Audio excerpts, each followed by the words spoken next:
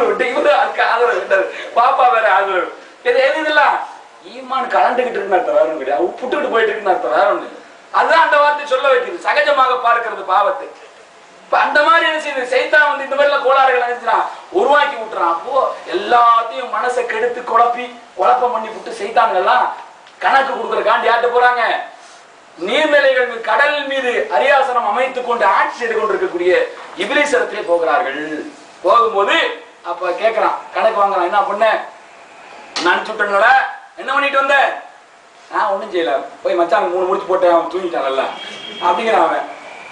Sir நீ அவன் ஒண்ணு சொல்றான்னு வைங்களேன், 2 பேரும் நல்லா பேசிட்டான், ஓங்கி இவன் 2 அறை விட்டான், அவன் 2 அறை விட்டான், இப்ப 2 பேரும் வச்சுக்கானுங்க 140 பொருள் உள்ள போட்டு போட்டு வச்சிருக்காங்க. சரி நீங்க அடுத்து இப்படி ஒருத்தரா கேட்கறான், ஒருத்தர் அவன் செஞ்ச தப்புகளுக்கு இவன் உடந்தையா எந்த இருக்கானா அதை பூரா சொல்லி காட்டி என்ன சொல்லும்போது அவனுக்கு திருப்தி வரல. இதெல்லாம் என்ன பெரிய பெரிய கிழிச்சிட்டு வந்த மாதிரி சொல்றீங்க, இதெல்லாம் என்ன பெரிய காரியமானதெல்லாம், இதுக்காண்ட அனுப்பிச்சு வச்சவன நானு அப்படிங்கிற மாதிரி தோற நான் பாக்குறான். அப்ப கடைசியா ஒருத்தன் சொல்றான், நான் என்ன செஞ்சேன் தெரியுமா, 2 பேர் இருந்தாங்க புருஷன் மஞ்சாதி. எப்படி புருஷன் மஞ்சாதி, அப்படி சந்தோஷமா இருந்தாங்க, மகிழ்ச்சியா இருந்தாங்க. மச்சான் நீ இல்லாமல் நான் இல்லை, நான் இல்லாமல் நீ இல்லை இப்படின்னு சொல்லிட்டு இருந்துச்சு பாட்டி. இப்ப நானும் இல்லை நீயும் இல்லை, அவங்க அம்மா வீட்டுல அது இருக்குது, இது என்ன செய்யுது, இது அவன் வந்து அவங்க அம்மா வீட்டுல இருக்கிறான். அந்த மாதிரி எடுத்துங்க உஷ்பி விட்ட நானு 2 பேரும் முடிய பிடிச்சி இழுத்து அடிச்சு எழுதுனாங்க. அவன் அம்மா வீட்டு போயிட்டா அவன் அம்மா வீட்டு போய் எழுதுறாங்க, எல்லாம் இருக்கிறாங்க, தனியா இருக்கிறாங்க. மோனே நீ தான் சபாஸ், நீதான் நீ செஞ்சது ஒரு ஆளுடைய பிரச்சனை இல்ல, ஒரு ஆளுக்குள்ள பிரச்சனை நினைக்கிறீங்களா, ஒருத்தர் அவன் பிடிச்ச முன்னாடி அடிச்சுக்கிட்டா ஒரு பெரிய சமூக குழப்பத்துக்கு அடிப்படை கொண்டு வச்சிருக்கா, வேற ஒண்ணு இல்லை. ஒரு 2 தெருவே சண்டை பிடிச்ச ஊர்ல ஊர் சண்டையா போயிடும். எங்க ஊர்ல இருந்து கட்டி கொடுத்தா வச்சுக்கலாம், மானா முதலே வந்து இது பக்கத்து ஊர்னு வச்சுக்கலாம், சின்ன சின்ன ஊர்னு வச்சுக்கலாம். ஒரு புள்ள அங்க கல்யாணம் முடிச்சு வந்திருக்காங்க, பூரா அவங்க எங்க ஊர் மாப்பிள்ளையா, யார் ஊர் மாப்பிள்ளையா, இவங்க ஊர் மாப்பிள்ளையா, அவங்க பொண்ணு கொடுத்துருக்காங்களா வச்சிருக்காங்களா, எங்க ஊர் மாப்பிள்ளை இந்த எங்க ஊர் மாப்பிள்ளையான்னு சொல்லக்கூடிய ஆள் வீட்டுல அடிச்சு விட்டு துரத்து விட்டான்னு வைங்களேன், ஊர் எப்படி இருக்கும், அவன் எப்படா இந்த பக்கம் வரும் அவன் வச்சு பின்னி எடுத்துருன்னு தான் இருப்பான். இதெல்லாம் ஊரே இருந்து பகையா மாறி போதா இல்லையா.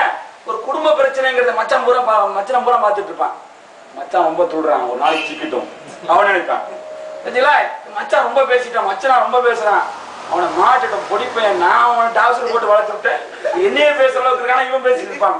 ஒரு சின்ன சின்ன மேட்டர் குடும்ப பிரச்சனைங்கிறது அப்படியே வளர்ந்து ஒரு தெருவனுடைய பிரச்சனையா ஒரு ஊருடைய பிரச்சனையா மாறிக்கும்.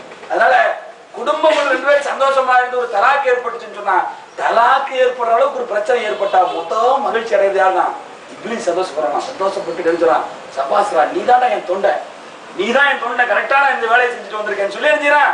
தலாக்கு வரைக்கும் போய்விட்ட ஒரு மேற்றை அவன் பாராட்டுகிறான் என்று நபிகள் நாயகம் ஸல்லல்லாஹு அலைஹி வஸல்லம் சொல்லி காட்டினான். குடும்பத்துல குடும்ப பிளவு என்பது பிரச்சனை என்பது அல்லாஹ் அதை விரும்புவதில்லை. அதை விரும்பாம சந்தோஷம் எழுது, சந்தோஷமா இருக்கக்கூடிய குடும்பத்தை பார்த்து தான் அல்லாஹ் சந்தோஷப்படுறான். மகிழ்ச்சியா இருக்கணும்.